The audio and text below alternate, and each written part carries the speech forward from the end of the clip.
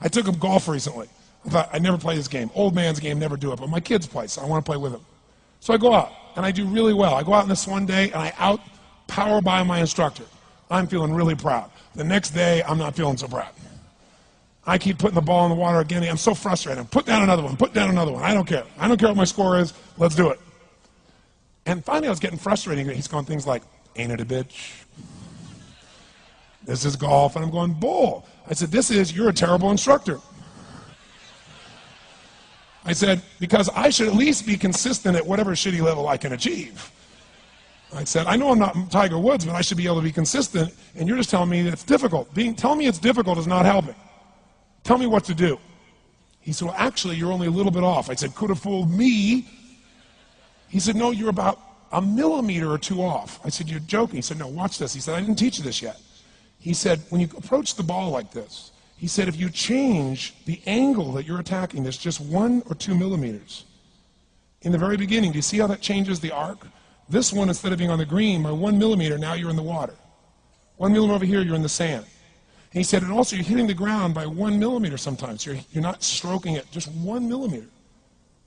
I thought, what a great belief system that when all hell's breaking loose and nothing's working, that you're only 1 millimeter off. Because most people think it's impossible, so they give up. Isn't that true?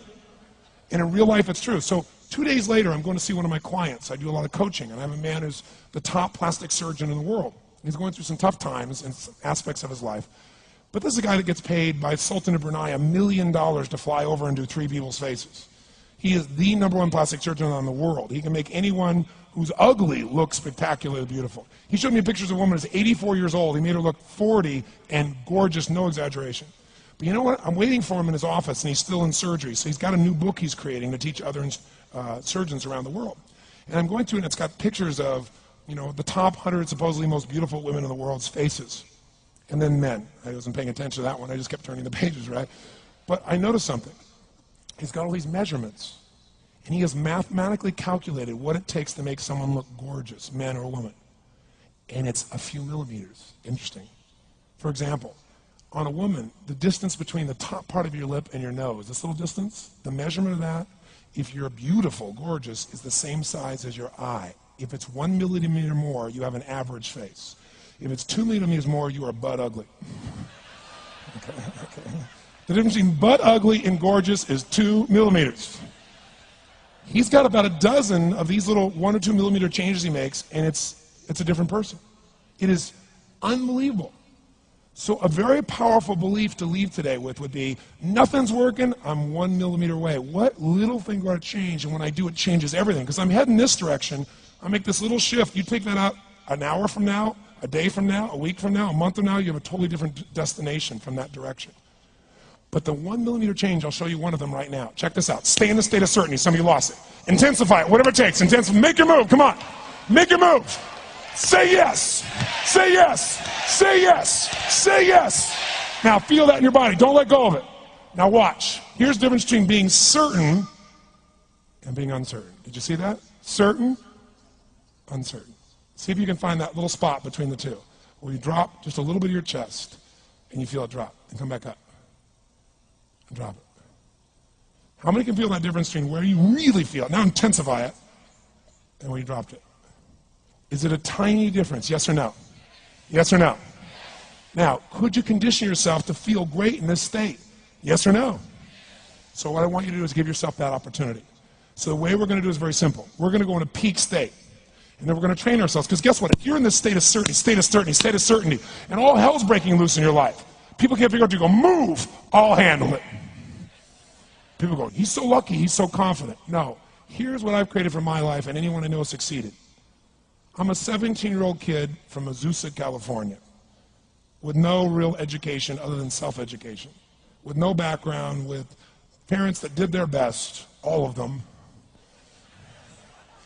with no money, but I did one thing. I loved people, and I had an enormous demand I made upon myself, and I sculpted my mind and my emotions to get me to do whatever it would take to achieve and to contribute. But to do that, I did it by using my body and changing my focus. I did it by putting myself in a peak physiology and using what I call incantations. Can you train yourself to believe something, yes or no? Absolutely.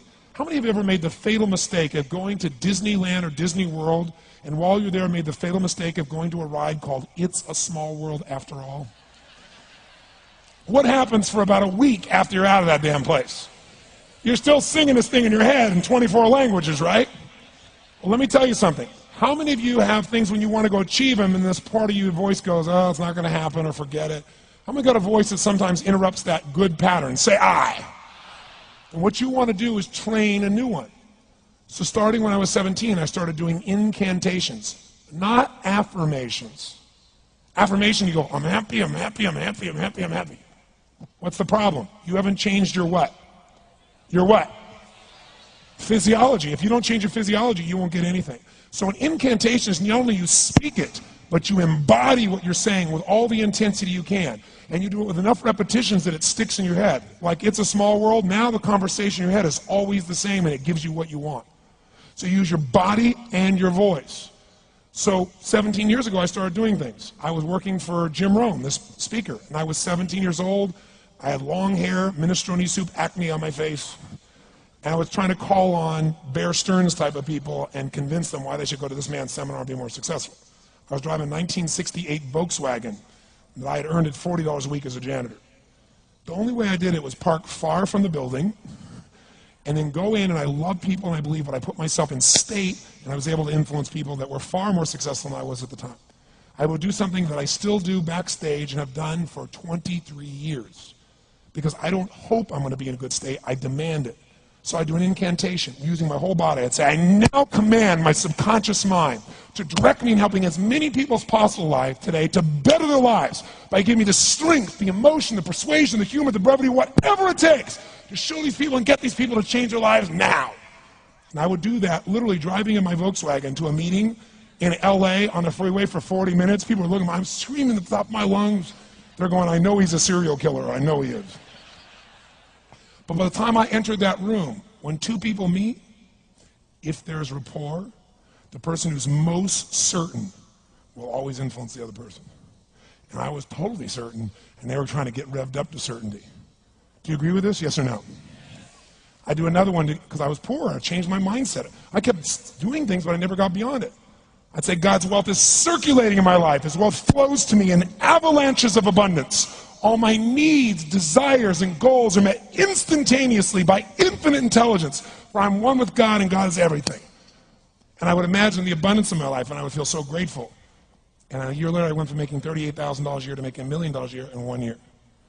Because successful people do what failures won't. You follow me on this? You know?